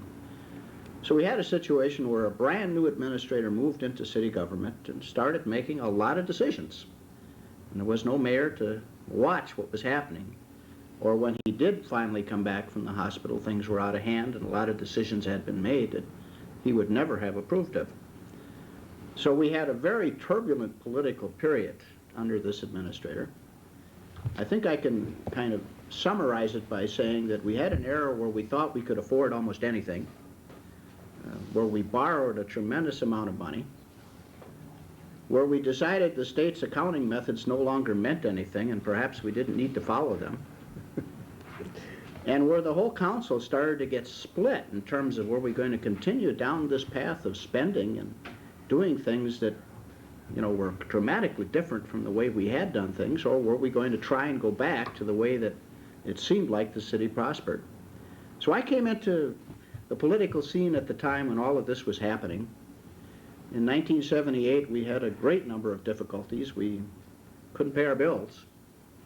We had a situation where the auditors, in effect, falsified the records. And where we were spending money, hopefully, to try and get us out of the problems. And certainly spending money never solves a shortage of money, it just adds to it. And I started to speak up on those issues, as many of you know. And I got myself into pretty hot water because I was the one person at first that was starting to throw out the warning flag and say, hey, you know, we are going bankrupt in one heck of a hurry. We got to stop this spending. We got to stop doing some of the things we were doing. And of course, no one wanted to listen to that at first.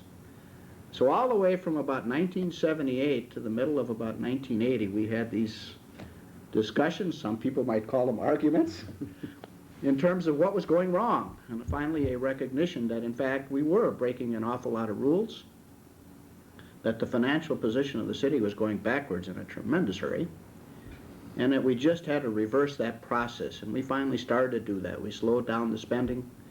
We changed auditors to ones who we felt finally knew what they were doing and followed the state laws. We had some tremendously tight budgets in that 1979, 80, 81, 82 period. And I think today we are finally back on the road to a reasonable stability in city government. I think the turbulence in terms of discussion and argument in terms of was it right or was it wrong has finally subsided. But I would have to say that's going to be a period that will go down in history as perhaps the most turbulent in perhaps our entire political history. And I think we even had a period where they decided whether or not they were going to have a mayor or not, and whether a mayor was going to have anything to say. And Clyde played a very important role in this, and so did Paul, coming down to the council and say, hey, just a minute, the mayor has powers under the state statute, and let's let him operate the way he should, and give him a chance to straighten things out, in essence, is what they were saying. But we had some people that, you know, were so wrapped up in this administrator concept and the things that were happening, it just couldn't seem to change their views, that this was not right, that we were heading for a lot of trouble, and that, you know, it was just a difficult period. Well, I recall over about a 6-month period, there was a regular feature every 2 days or so in the West Bend News about then Alderman Don Gonring. The series was written by Jack Anderson of the West Bend News, and your battle at that time with Dick Maslowski, the administrator. And wouldn't you say that that was sort of the situation that brought you into running for mayor? Yes, some people seem to think that that was a lifetime ambition of mine, but it never was. And to be real honest about it, the amount of work that was involved to try and straighten out all the things that happened were just horrendous. And I look back at it, and I don't know how I ever did it, and I don't know how Jack Anderson, who was so helpful on the newspaper, ever spent the time that he did. But the fascinating part about it, and I think the part that all of us can be proud of, is that we resolved it in West Bend. We didn't run to Milwaukee, we didn't run to the state, we didn't run to the courts. We thrashed it out and resolved it and turned it around ourselves. And I think that's a great tribute to the city. And I think historically that's always been our pattern, hasn't it, Clyde? We've always solved our own problems. We don't go somewhere else with them. Let me, once we raised the one mayor that by virtue of the fact in this whole spectrum going back to you that can't be here because he's now deceased, Mayor Schornhar, and I remember when I moved to town, he was the mayor at the time, and I always found him, I'd meet him on Main Street, and after he passed me 4 or 5 times, he said hello to me, and I guess he eventually figured out who I was.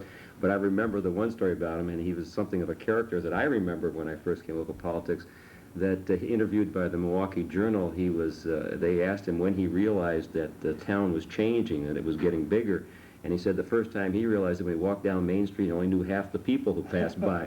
And I was wondering if you might share some reminiscences of Shorts, I guess was his nickname, who was a businessman in town and run a gas station, and then was mayor for, you said, for five terms. You might share some reminiscences of him. Well, Shorts was mayor when I first came on the council, and certainly an individual who was totally devoted to West Bend and really loved the city and spent a great deal of time working for the city. And I don't think anyone could question his dedication or his willingness to help the city. And he certainly was an interesting individual. When I became an alderman, and shortly after that when we were having problems, I talked to Shorts at times in terms of how things had been done and how things went wrong. And he explained, you know, if only he wouldn't have gotten sick, all of these things would have never happened. And he felt so bad about that. And then in the middle of the biggest financial problems, the city administrator came to him and said, "Shorts, you got to help me get out of this mess." And Shorts, bless his soul, you know, said, "I'm sorry." He said, you got yourself into this mess. You're going to have to get yourself out. He was not about to make the situation worse by plunging into the middle of the mess. He said, you know, you're going to just have to work your way out of it. You got into it, you're going to have to work out of it. And that's the type of attitude he had. I think he really loved to just kind of help things along their way, but when he didn't feel he could help, he wouldn't get in there. He'd let the other people work on it. So I had a real good relationship with Shorts, and I really liked him, and he was a really enjoyable person, I felt.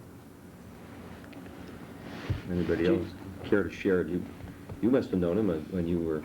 Well, you defeated me, I don't know. That's what I thought. No, I think, as Mr. Gunring said, he certainly had the city of West Bend at heart, although I can really truthfully say I believe that all of the mayors before that I know of since I came to town, that I think every one of them was really sincere in our community. I don't think that the city could have asked for people that were more dedicated to you, Clyde, than we all tried to be. I think each had different ways of doing things, but we were all united pretty well. We were in favor of West Bend. I mean, and to me, to this day, I would hate to ever leave West Bend. I came in 33 and I, the day president, and I think it's as nice a little city as we could have yet, even with all of the trouble that Gunring has had since he's been there. We've still got a nice city. The trouble that I've had. Well, your problems were quite different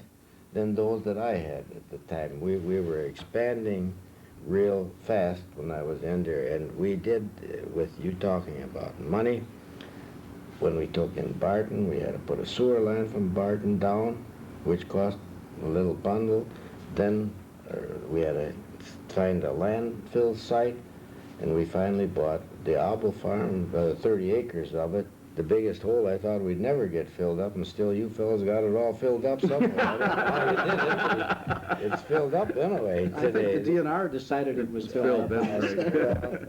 It certainly was, and well, then we had the university came kind of into being, and when I first saw that article in the paper that we had a chance of getting a university here, I didn't believe we'd ever get a university here, but I don't know how many there was. I think 4 or 5 of us went down to Madison, and boy, we were really encouraged that we could get a center in West Bend if we really went after it.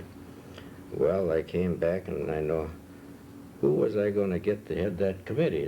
Because it took somebody with an awful lot of talent for it, and well, finally Jim Brown, who was president of the West Bend Company, I think was as dedicated as anybody we had in town, too, for trying to help us. He's not living here anymore, but he certainly helped our community. And we went to battle over that for quite a while, but I don't remember, Clyde, if you were on that committee or not. I don't even remember who else was on there, but he was my key man on there anyway.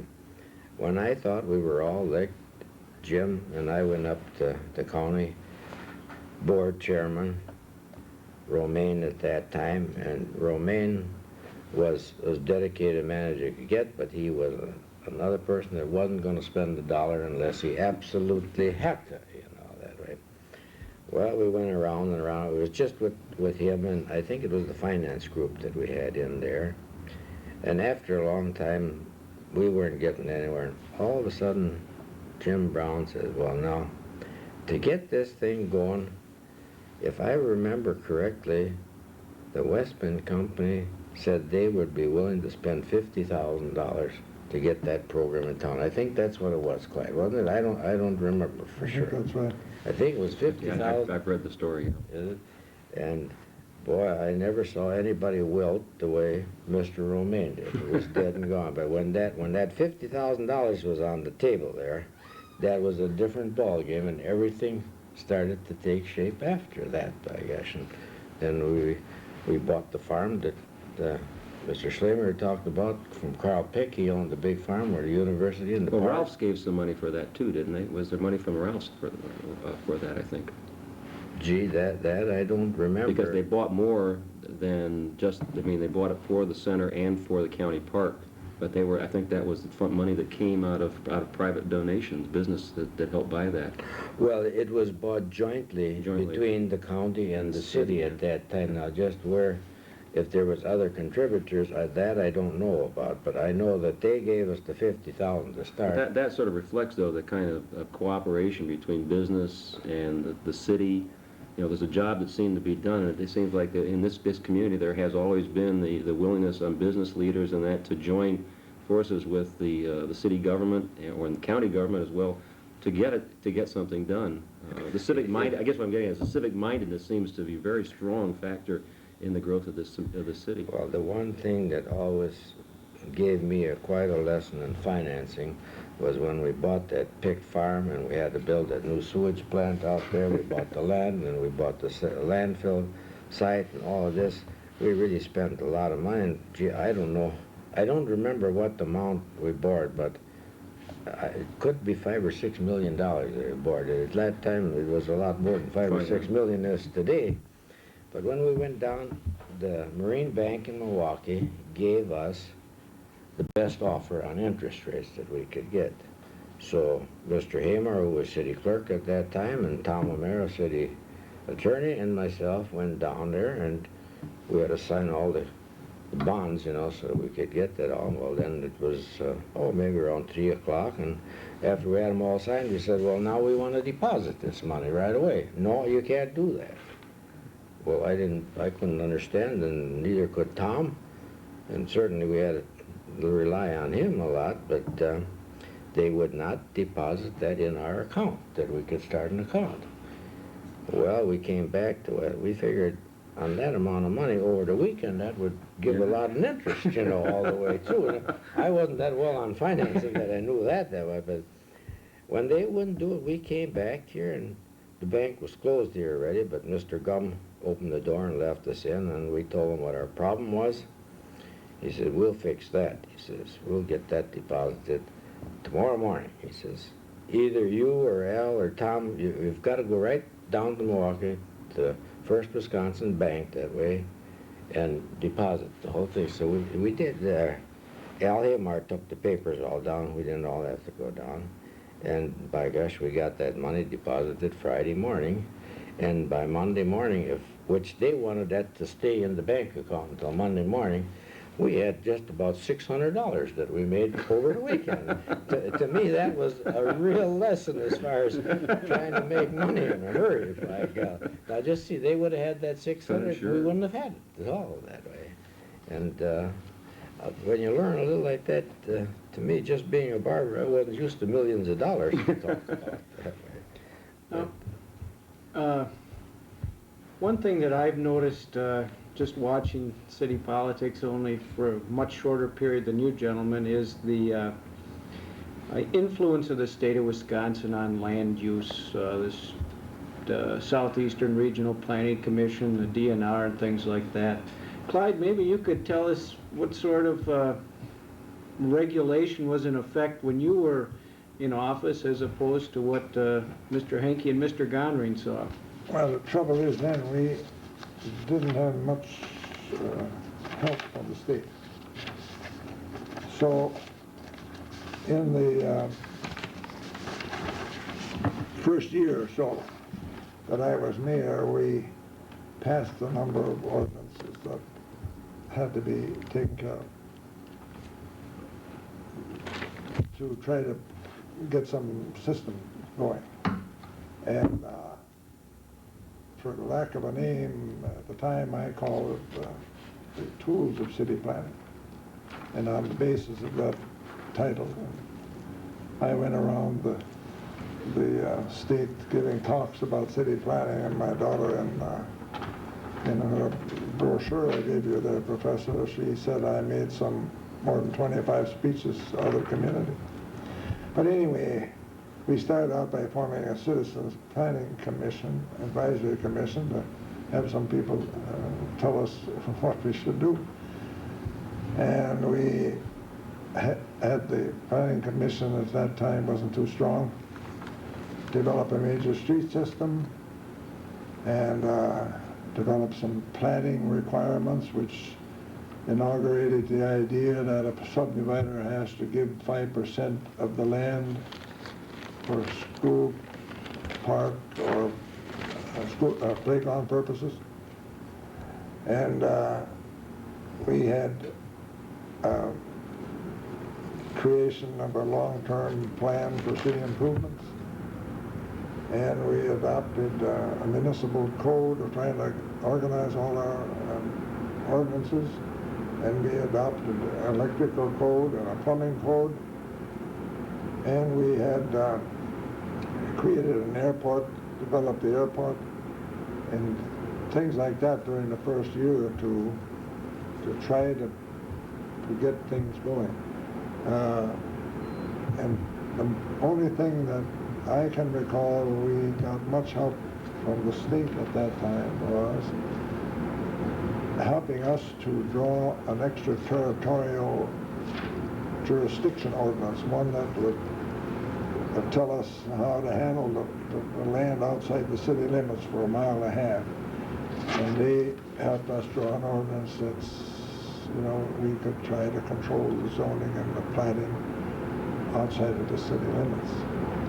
But beyond that, we were pretty much on our own, and so we we were plowing new ground, and on the basis of that, I got some free publicity by bragging about the city and its planning.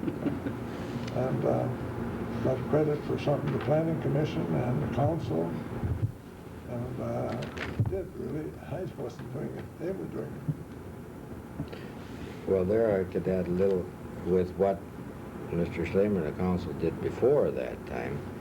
Really helped us because it was in 1961 that the state did start giving money for grants, and we did get a grant to have an overall plan for the city done, and we had Mead and Hunt from Madison do that, and I don't know if you've ever saw it, it's a book about that thick, and it really had everything in that you could want at all, and I think that was really an awful big help for the city. It maybe wasn't followed all the way, but a long way. And then with right at that time, we did the state did lay out Highway 45 bypass for that time, and if we only would have built it at that time, which we could have, They're still out there working. well, but at that time it was all set to go and the money was there, and I don't think it would have cost a third or maybe a tenth of what it's going to cost today, but we ran into opposition on it, and I know I got a lot of enemies on account of it because those who didn't want it, you know. And, What was the reason for the opposition to building the bypass during your term? well, the one, and I hate to name any names on it because he was certainly a real citizen for West Bend as far as contributing to it. He felt that it should be on the east side of town instead of on the west side. And he's dead and gone, so I wouldn't want to belittle him any because he did an awful lot.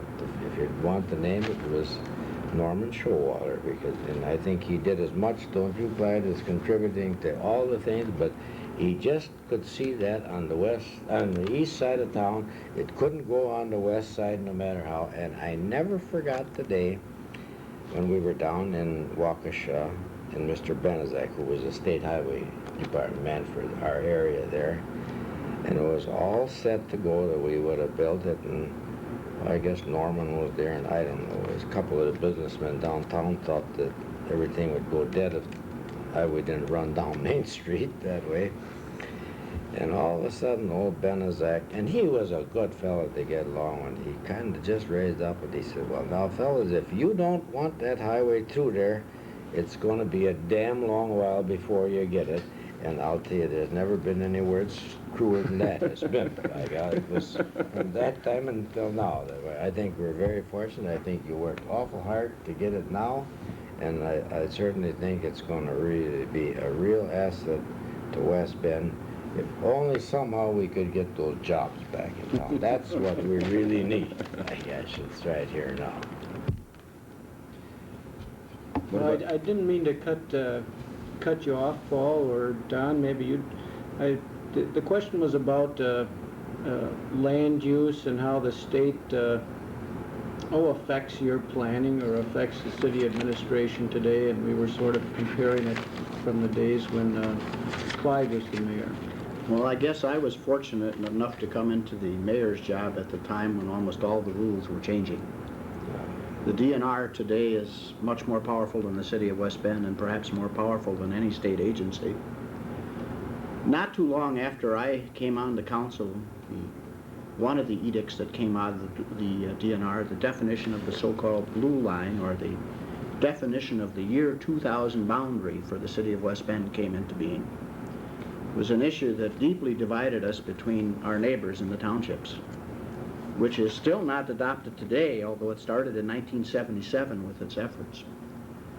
But the blue line concept is one which will define, supposedly, the area that you will serve with sewers and the supposed end boundaries of the city for a period of more than 20 years. That's one of those powerful regulations that's been extremely difficult to deal with.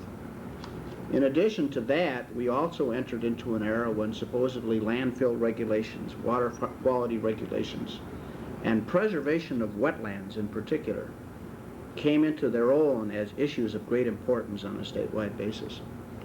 So we managed to have a landfill situation that caused groundwater problems and had to close. a major sewer interceptor that entered into both the Blue Line issue as well as the environmental corridor wetland issue.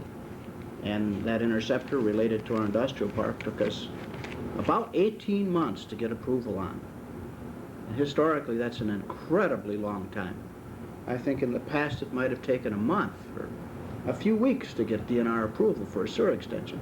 Ours took us 18 months and a tremendous amount of money and a lot of battling. So we've entered into the era now where virtually every expansion comes up against, is it a wetland? Is it within your boundaries? Is it environmentally sensitive? And a whole slew of state regulations that come along with that. So that's perhaps one of the factors in the future that's going to severely limit the boundaries of the city. We now do have a good deal of land inside of that Blue Line definition. But when we reach that, I kind of wonder what will happen after that in terms of what those state regulations will do to you to try and expand beyond those boundaries. So that's an interesting era and something that has really happened in just the last 4 or 5 years. We're talking about then, in sort of summarizing this, I think it's in one sense, you've documented what has been a very important trend nationally, and that is the growing influence of state and also national government, particularly through their influence of spending money at local levels, grants and so on, but also I think the contrast between your image of a council and some advisors sitting around and deciding what the expansion is going to look like, drawing up your own housing codes, electrical codes and so on, and the case where you've got to spend 18 months now to build a sewer line dramatically shows the kind of transformation that's taken place in local government. One of the things I think that is interesting, though, that strikes me is that the proposal that initiated, I didn't realize how far back this went in the 1940s, to provide for every addition parks and green areas is a very, very forward-looking kind of thing. And I think when I came to this town some 15 years ago, one of the first things that struck me was all the parks in this community, particularly Regner Park, which is a magnificent park in the middle of town, but all over the community. Every place you go, every little area's got its own park, and it shaped the character of this town, I think. And the other thing is the town has remained committed to that. They haven't changed it. Every time there's been an addition, there's been a park added to it. Well, we tried to do that during my, to get all these neighborhood parks. Yeah. All, with the money that we'd get, and I pretty got tarred and feathered one night, though, when we wanted to put a sanitary landfill on both sides of the Milwaukee River from the Indiana Avenue Bridge down. That was nothing but an old slough hole at that time. But the people across on, the first street on Kilburn there, they didn't want any part. But we did go ahead and we got it filled in, and I think we really came out with an awful nice park on the south side, and the land is on the north side too. It's not been developed, but it's there. And that always was a pride of mine that we were able to follow through on with the money with Clyde, that he set up there, that we had money to do it with. And we had a hard time too there, Don, as far as some of those that owned that land. They wanted to build next to that river, but we finally got it all. Anyway, it wasn't an easy battle. And another thing that I really liked an awful lot was, when I look back now, we sold land where the post office is now, which I didn't really like to sell, but we were forced to because they could have condemned it and taken it from us that way.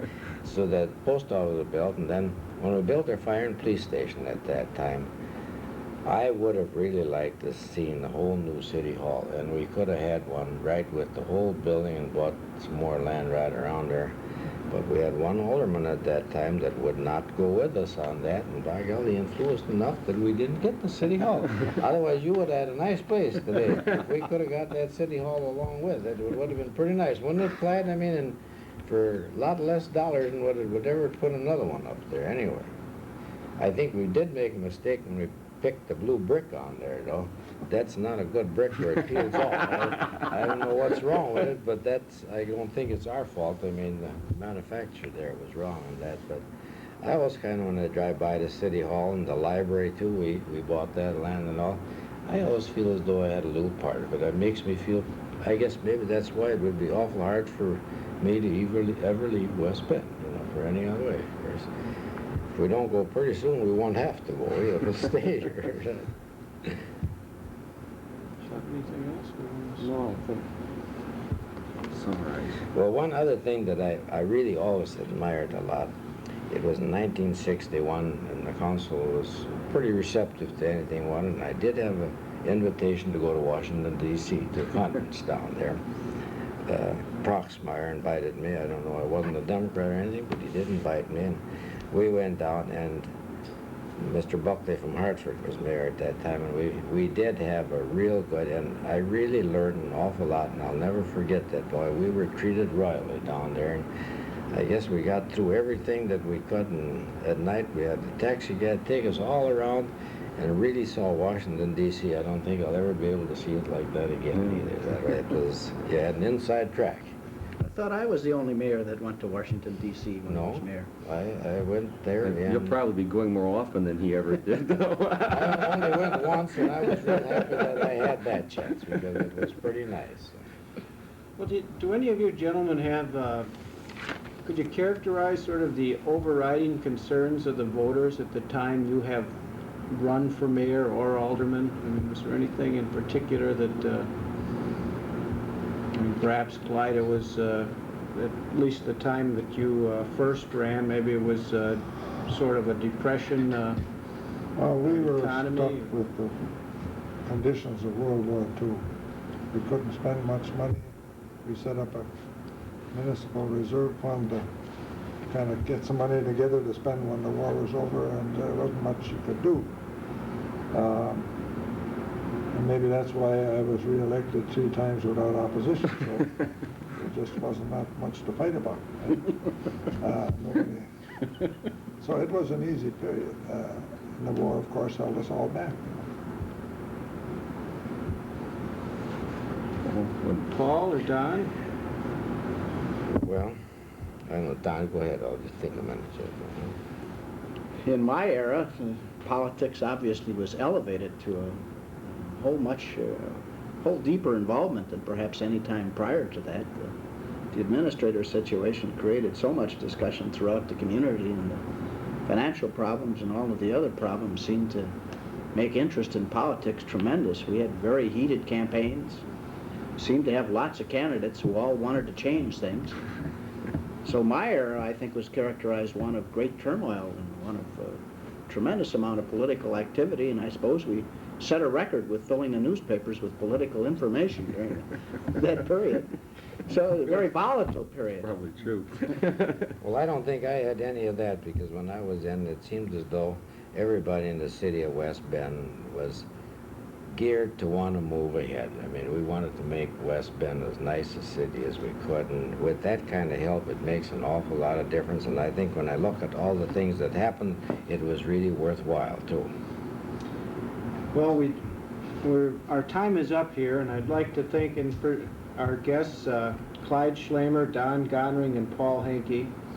I think the discussion has shown a town that has changed over the years, both because of things that were generated inside the town and facts from without. Do you have any particular ideas, Dave? I think we've gotten some interesting insights into both politics and the nature of the community from an angle which we're very fortunate to see, and I think this will create a valuable record for those people looking back. Someday people will probably look back on this and say, my goodness, what funny things that they worried about during their lives.